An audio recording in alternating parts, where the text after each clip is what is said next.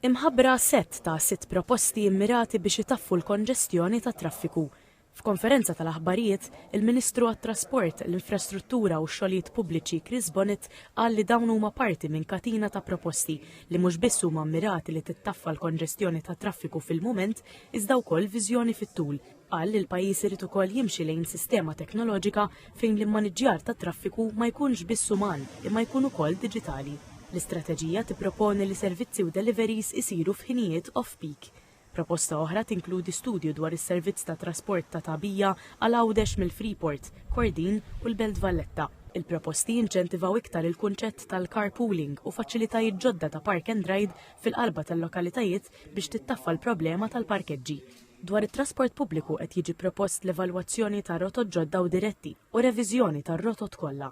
Pilastru ieħor f'din l-istrateġija huwa t-titjib fil-koordinazzjoni tax-xogħlijiet bejn l-entitajiet kollha konċernati u proġetti infrastrutturali fit-toroq.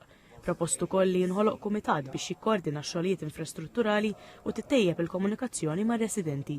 Nemnu li l-użu ta' teknoloġija tnaqqas id-dipendenza fuq in-nies u torganizzana aħjar, jiġri l-qudiem ħad tkunu qegħdin taraw investiment kbir li qed tagħmel Infrastructure Malta f'dik li hija l-Intelligent Transport Management System, ITMS, illi tul is-snin fuq perjodu ta' snin se tkun qed tgħinna norganizzaw u nimmaneġġjaw it-traffiku aħjar.